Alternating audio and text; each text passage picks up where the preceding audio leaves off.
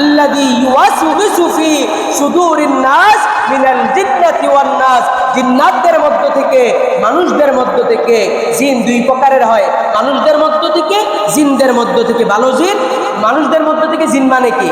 যারা শয়তানি করে, যাদেরকে শয়তান আগে কি দিয়ে রেখেছে, আগে বসে নিয়ে রেখেছে, তারা হচ্ছে মানুষ শয়তান। তারা কি শয়তান? আমরা বলি না মানুষ শয়তান। মানুষ শয়তান কোনটা? আজান হয়েছে, আপনারা বলতেছে দোস্ত চলো আলবাইকে যাবো, তোমারে নিয়ে নাস্তা করবো, এই শয়তান। এটা হলো মানুষ শয়তান। এটা কি শয়তান? আপনি ঘুষ খাইতে চাচ্ছেন না, বিচারটা এমনিতেই হক বিচার যেটা করে দিতে আপনার মন চায়, কিন্তু আপনার পাশের বন্ধু আরেকজন মেলি, তিনি এসে বলতেছে দোস্ত বিচারটা যা কমো আমি কমো, তুমি চুপ থাকবা, যা আছে দেখুন। এটা হলো মানুষ শয়তান। এটা কি শয়তান? তাহলে বোঝা গেল মানুষ শয়তান আমরা সবাই চিনি। আর জিন শয়তান কোনটা? যেটা আমাদের নামাজে আসতে দেয় না। ওই যে ফজরের সময় ঘুমায়া থাকেন, আজান হইলে পরে কানটা বন্ধ হয়ে যায়, আড্ডায় ব্যস্ত হয়ে যান, এটি হচ্ছে জিন শয়তান। এরা আমাদের ওয়াসওয়াসা দেয়। আল্লাহ রাব্বুল আলামিনের কাছে আমরা আশ্রয় চাই। আল্লাযী ইউওয়াসওয়িসু ফি সুদুরিন নাস মিনাল জিন্নাতি ওয়ান নাস। ও আল্লাহ, মানুষ শয়তান, জিন শয়তান এর ওয়াসওয়াসা থেকে তোমার কাছে আমরা পানাহ চাই। আল্লাহ, তুমি আমাদেরকে তাজকিয়ায়ে নফস, আমাদের আত্মার পরিশুদ্ধতা দান করো, বলেন আমিন। আমাদেরকে খাঁটি মুসলমান হওয়ার তৌফিক দাও, বলেন আমিন। জোরে বলেন, পারেন কি পারেন না?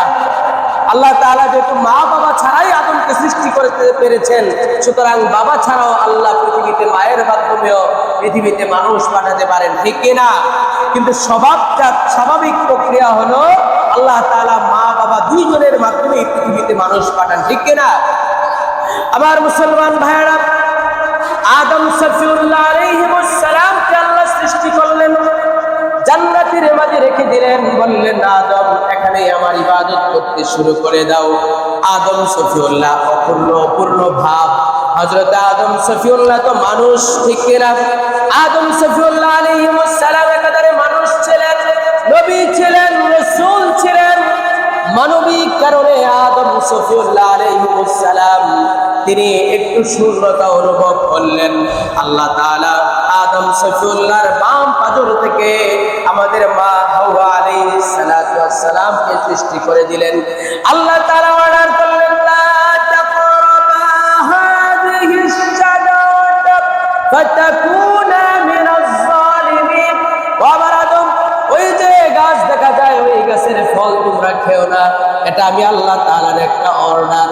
যদি অর্ডারটাকে অমান্য করো, আমি আল্লাহর উপরে তোমরা জুলুম করে ফেলবে, নিজেদের উপরেও তোমরা জুলুম করবে। আমি আল্লাহ চিরই তোমাদেরকে চিরসুখের জায়গা জান্নাত থেকে বের করে দেব। জোরে বলেন আল্লাহু আকবার।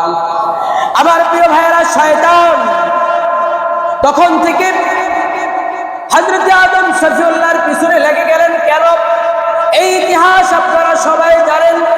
আদম সফিউল্লাহকে যখন আল্লাহ সৃষ্টি করবেন, আল্লাহ রাব্বুল আলামিন বিরাট বড় কনফারেন্স করলেন। সমস্ত মালায়েকা জিনদেরকে আল্লাহ তাআলা ইনভাইট করলেন। সমস্ত মালায়েকাদের মাঝে আল্লাহ তাআলা ঘোষণা করে দিলেন, ইন্নী জাইলুন ফিল আরদি খলিফা। এই পৃথিবীতে আমি আল্লাহ তাআলা মানুষ বানাতে চাই। সমস্ত ফেরেশতাকুল বলতে লাগলো, আল্লাহ আপনি কেন মানুষ বানাবেন? বলল, তারা আমার ইবাদত বন্দেগী করবে, তারা আমার গোলামি করবে, এজন্য আমি আল্লাহ তাআলা মানুষ বানাতে চাই। হযরত আমার সমস্ত ফেরেশতারা, সমস্ত মালায়েকারা তখন বলল, রব্বুল আলামিন আপনাকে সিজদা দেওয়ার জন্য তো আমরা ফেরেশতারা আছি, তাসবিহ করার জন্য তো আমরা আছি, রুকু করার জন্য আমরা আছি। আল্লাহ কেন আপনি মানুষ বানাবেন? মানুষেরা তো দুনিয়ায় গিয়ে তারা ফিতনা ফাসাদ সৃষ্টি করবে, চুরি ডাকাতি করবে, হত্যা দর্শন রাহাজানি করবে, অন্যায় অপকর্ম করবে। আল্লাহ তাআলার কনফারেন্সে যখন আল্লাহ তাআলার কথার কাউন্টারে তারা পরামর্শ দিল, তখন রব্বুল আলামিন একটি বাক্য বলে তাদের জবানটাকে বন্ধ করে দিলেন। আল্লাহ তাআলা তখন বললেন, ইন্নী আ'লামু মা লা তা'লামুন। ও আমার ফেরেশতারা, আমি আল্লাহ যা জানি তোমরা তা জানো না। সুবহানাল্লাহ। এবার আল্লাহ তাআলা মানুষ বানাবেন। আল্লাহ তাআলার সিদ্ধান্ত ফাইনাল হয়ে গেল। রব্বুল আলামিন মানুষ বানিয়ে ফেললেন। সর্বপ্রথম মানুষ বাবা আদম সফিউল্লাহ আলাইহিস সালাতু ওয়াস সালামকে আল্লাহ বানায়া দিলেন, বানিয়ে সমস্ত মালাইকাদের সামনে প্রেজেন্ট করলেন। আল্লাহ তাআলা এর আগে ওয়া আল্লামা আদামাল আসমাআ কুল্লাহা, আল্লাহ তাআলা হযরত আদম সফিউল্লাহকে পৃথিবীর সমস্ত বস্তুর নাম এবং ব্যবহার বিধি আগে আগে শিখায়া দিলেন। এবার আল্লাহ তাআলা সমস্ত মালাইকাদেরকে মাঠের মাঝে একত্রিত করে আল্লাহ রাব্বুল আলামিন আদম সফিউল্লাহকে প্রেজেন্ট করলেন আর বললেন উসজুদু লি আদম ফাসাজাদু ইল্লা ইবলিস, তোমরা আমার আদমকে সিজদা দাও। বলে বলেন আল্লাহু আকবার। আমার আদমকে তাজিমি একটা সিজদা করো। সমস্ত মালাইকারা সিজদা করতে লাগলো। প্রিয় ভাইরা, সমস্ত মালাইকারা হযরত আদম সফিউল্লাহকে সিজদা কেন দিলেন? এক নম্বর কারণ হলো আল্লাহর অর্ডার, দুই নম্বর কারণ হলো আদম সফিউল্লাহর জ্ঞান বেশি ছিল। হযরত আদম সফিউল্লাহকে ডেকে আল্লাহ বললেন, আদম রে বলো তো দেখি এটা কি?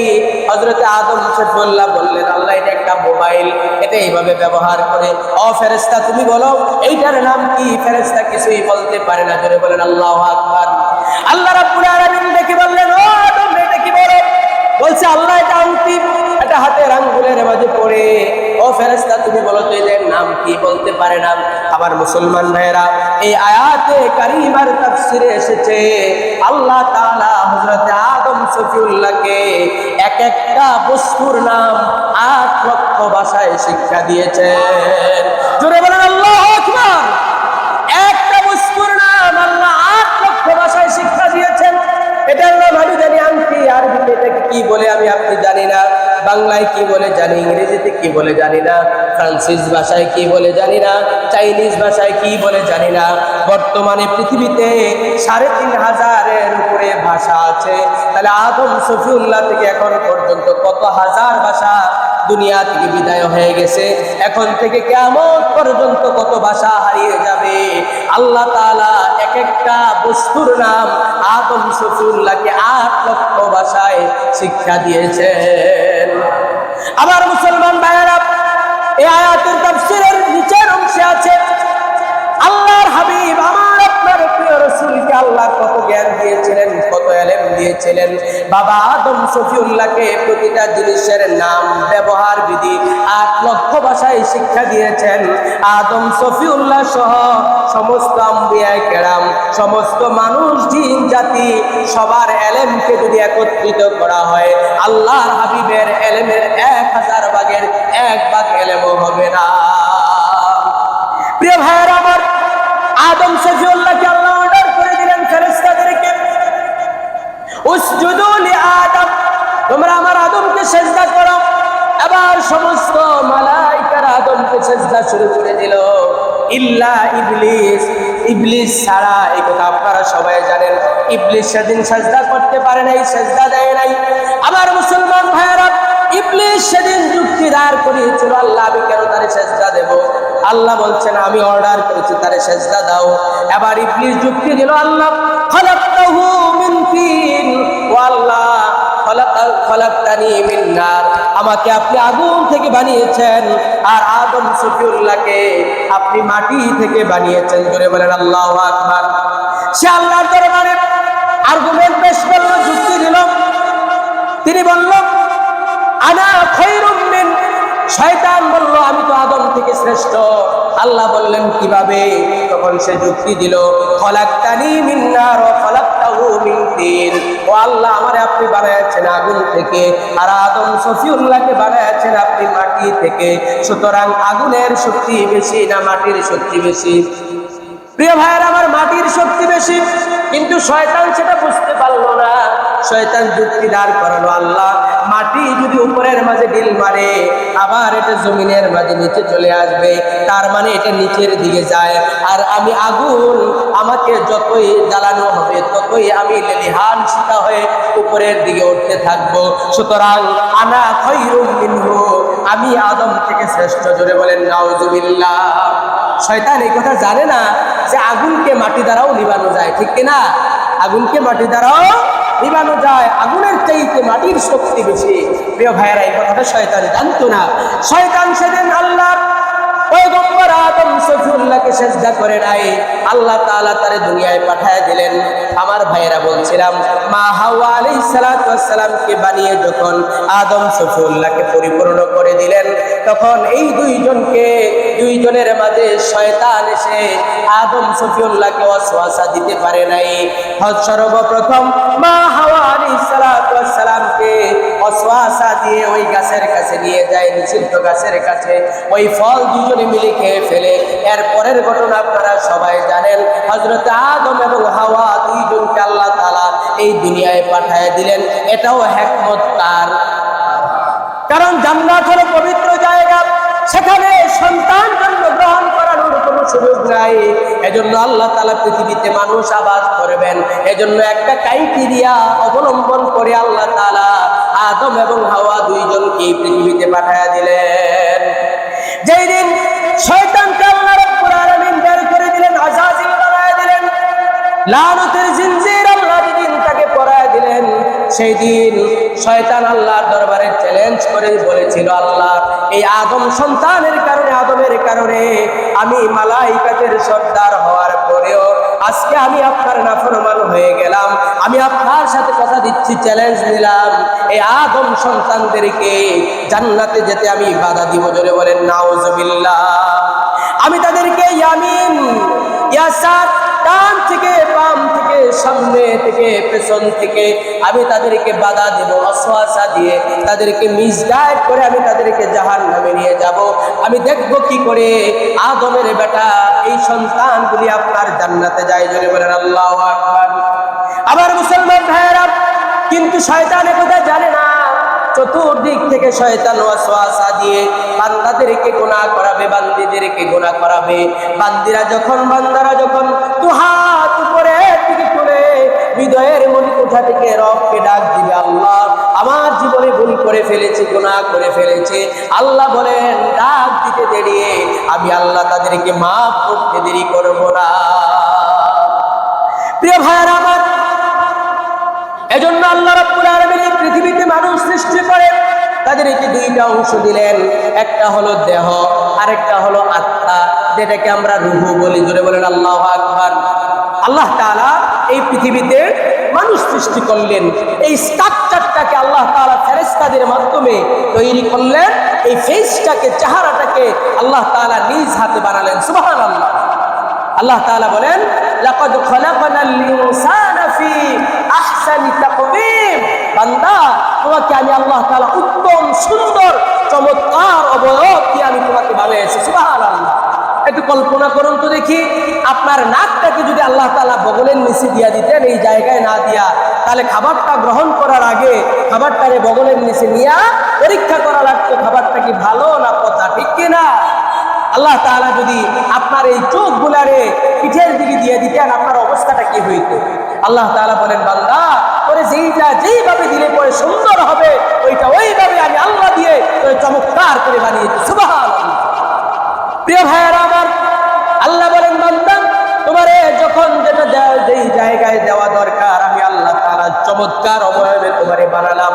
তবে বান্দা শোনো, আমি আল্লাহ তোমার ভিতরে একটা রূহ দিয়ে দিলাম।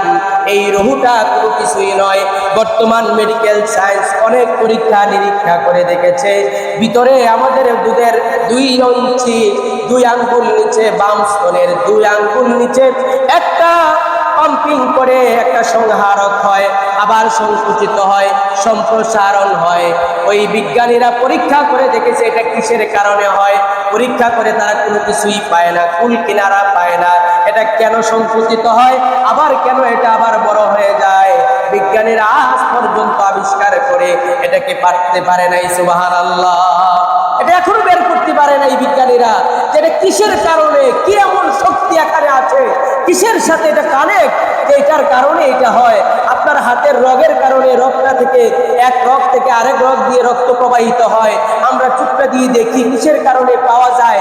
কিন্তু এই যে হাত, এটা যে নড়ছে, এটা যে আবার সংকুচিত হয়, এটা যে সম্প্রসারিত হয়, এটা কিসের কারণে হয়, বিজ্ঞানীরা, মেডিকেল সায়েন্স আজ পর্যন্ত এটাকে আবিষ্কার করতে পারে নাই। যদি বলেন আল্লাহু আকবার।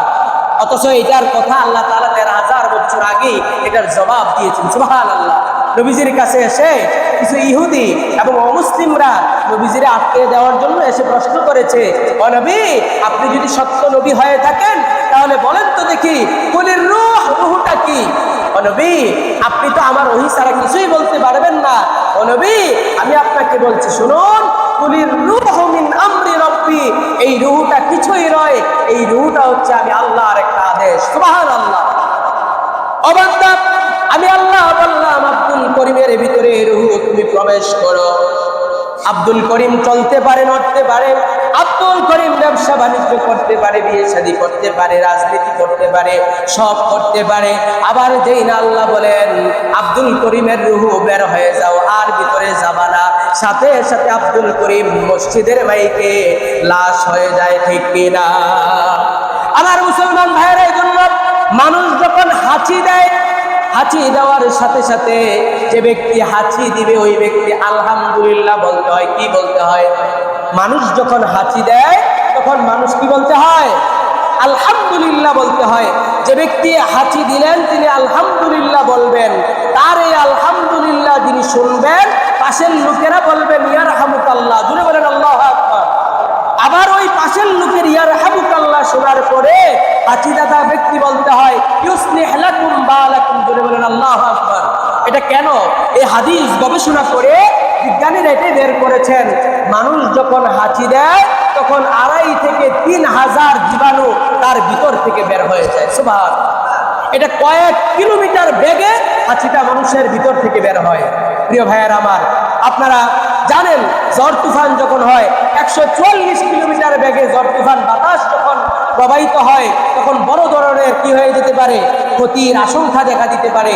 মানুষের ভিতর থেকে হাঁচিটা যখন বের হয় কয়েক শত কিলোমিটার বেগে ওই হাঁচিটা বের হয়। ওই হাঁচি থেকে, হাঁচির সাথে ভিতর থেকে 2.5 থেকে 3,000 জীবাণু জার্ম তার ভেতর থেকে বের হয়ে যায়। সুবহানাল্লাহ। সাথে সাথে তার রুহুটা বের হয়ে যায়। কি বের হয়ে যায়? রুহুটা বের হয়ে যায়। এখন রুহুটা বের হয়ে যাওয়ার পরে মানুষটা কি জিন্দা না মৃত? মৃত। আবার যখন তার ভিতরে শ্বাস প্রশ্বাস নিতে পারছে, সে যখন কথা বলতে পারছে, এই জন্য মানুষটার সাথে সাথে বলতে হয় আলহামদুলিল্লাহ, আল্লাহ সমস্ত প্রশংসা তোমার। আমার রুহু তো বের হয়ে গেছিল, আবার যদি ভিতরে না ঢুকতো আমি তো লাশ হয়ে যেতাম, ভিতরে আবার রুহুটা দিয়েছ, এই জন্য আলহামদুলিল্লাহ। সুবহানাল্লাহ। এই জন্য পাশের ব্যক্তি শুনলে বলতে হয় ইয়ারহামুকাল্লাহ, আল্লাহ তোমার উপরে রহম করুন, আল্লাহ তোমারে দয়া করেছেন, রুহু তো তোমার গেছিল। সুবহানাল্লাহ। রুহু তো তোমার গেছিল, এরপরে আবার আল্লাহ তোমার ভিতরে যে রুহুটা দিলেন, এই জন্য তুমি আলহামদুলিল্লাহ বলছো। আমিও তোমার জন্য দোয়া করি ইয়ারহামুকাল্লাহ, আল্লাহ তোমার উপরে রহম করুন। সুবহানাল্লাহ। আমার মুসলমান ভাইয়েরা, এই রুহুটা হচ্ছে আল্লাহ রাব্বুল আলামিনের একটা আদেশ।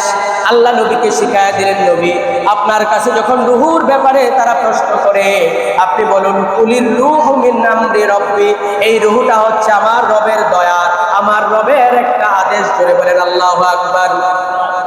প্রিয় ভাইয়েরা আমার, আলোচনার বিষয় ছিল তাজকিয়ায়ে নফস, আত্মার বিশুদ্ধতা।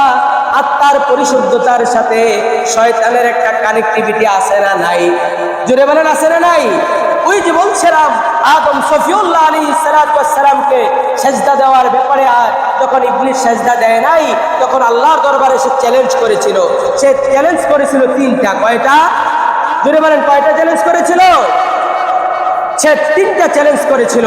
প্রথম চ্যালেঞ্জ ছিল, আল্লাহ আমারে যে তুমি আজাজিল বানায়া দিলা, আমারে যে তুমি জিনজির পরায়া দিলা, আজকের পর থেকে তো আমি আর তোমার রহমত পাওয়ার কোনো সম্ভাবনা নাই।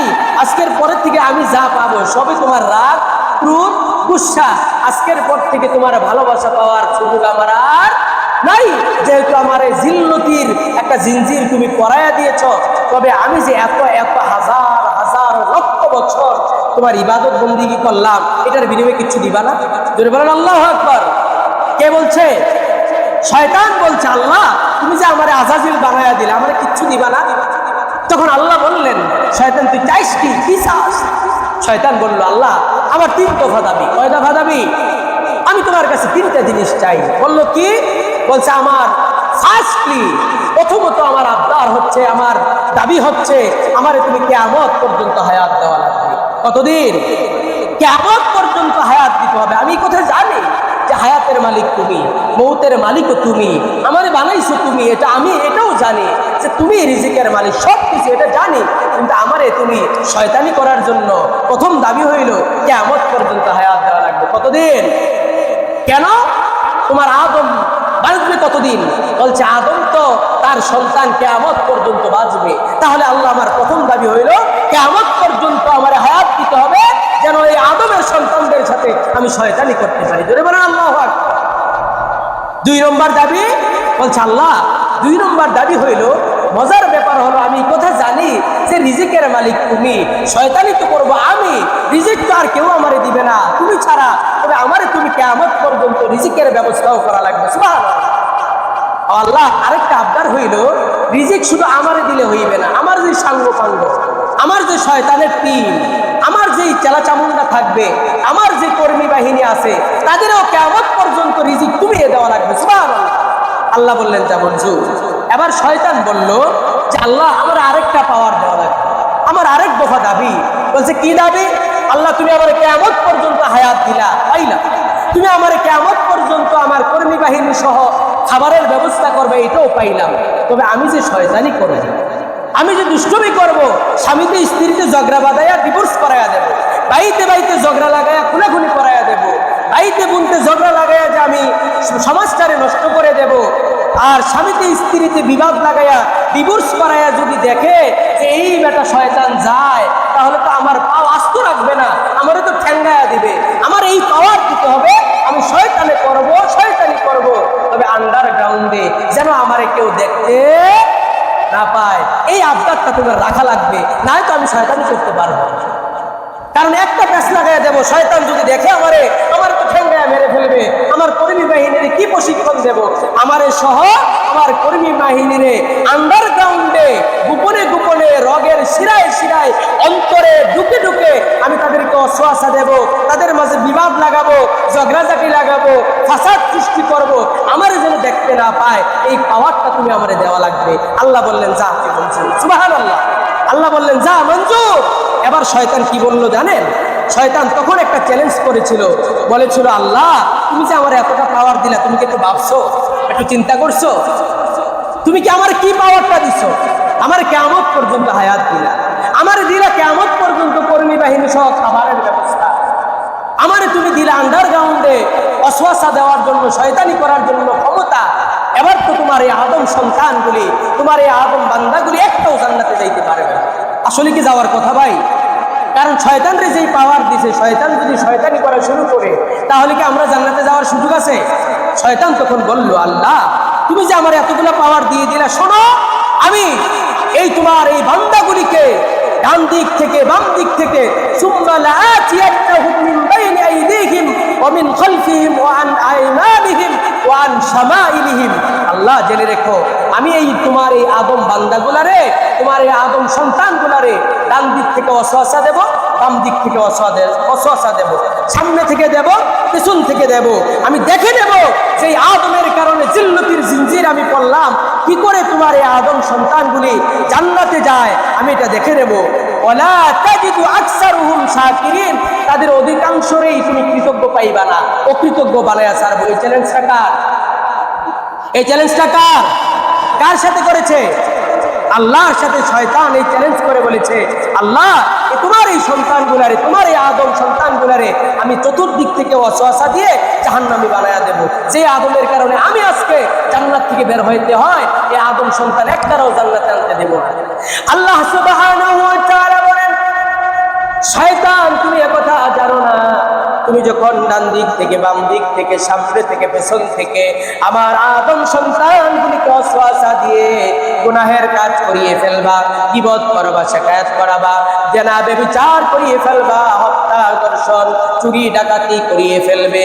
ও শয়তান শুনে রাখো, আমার এই আদম সন্তানগুলি, আমার গোলামগুলি যদি রাতের আধারে দাঁড়িয়ে শেষ রাতে তাহাজ্জুদের নামাজ পড়ে সিজদায় গিয়ে বলে মালিক রব্বানা যালামনা আনফুসানা ওয়া ইল্লাম তাগফির লানা ওয়া তারহামনা লানাকুনান্না মিনাল খাসিরিন।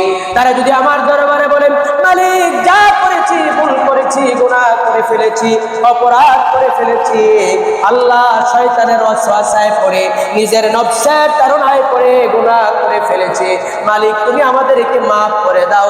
আল্লাহ বলেন, লা তাকনাতু মির রাহমাতিল্লাহ, ও আমার গোলামেরা, হাজার অপরাধ করার পরেও আমি আল্লাহর রহমত থেকে সামান্য সময়ের জন্য তোমরা নিরাশ হয়ো না। এজন্য হাদিসে পাওয়া যায় ৯৯ জন মানুষ খুন করা ব্যক্তি, এরপরে ১০০ জন পূর্ণ করা ব্যক্তিও আল্লাহ মাফ করে দিয়ে জান্নাত দিয়েছেন। সুবহানাল্লাহ। হাজার অপরাধ করার পরেও ওই মানুষগুলিকে আল্লাহর ওলি বানিয়েছেন, এমন ঘটনাও তো আছে না ভাই? তাহলে আমরা যারা এখানে উপস্থিত আছি, আমরা সবাই তো গুনাহগার। আমাদের হৃদয়গুলি শয়তান ওয়াসওয়াসা দিয়ে দিয়ে এতটা কলুষিত করে ফেলেছে, এতটা কলুষিত করে ফেলেছে যে আজ আমাদের আর কোরআন তেলাওয়াত ভালো লাগে না। আছে না নাই? কথা বলেন, আছে না নাই? একদিকে গান বাজতেছে, ডিজে গান, আরেকদিকে কোরআন তেলাওয়াত হচ্ছে। এখন আপনার মনটা চাচ্ছে, হুজুর গানটা একটু তেলাওয়াতটা বন্ধ রাখেন, এই গান চালাইতেছে, আপনার এখানে তেলাওয়াত করা লাগবে, এমন বলে কি বলে না? তাহলে বুঝতে হবে আপনার অন্তরটাতে শয়তান ওয়াসওয়াসা দিয়ে এতটা বেশি কলুষিত করে ফেলেছে যে শয়তানের তাবেদার হয়ে গিয়েছে পরোক্ষভাবে, ঠিক কিনা? আপনার যদি আজান শুনলে পরে নামাজ ভালো না লাগে, দোকানপাটের ব্যবসা বাণিজ্য ভাল লাগে, বন্ধু বান্ধবের আড্ডা ভাল লাগে, তাহলে বুঝতে হবে শয়তান আপনার উপরে ভর করে আছে, শয়তান আপনার উপরে বিজয়ী হয়ে আছে।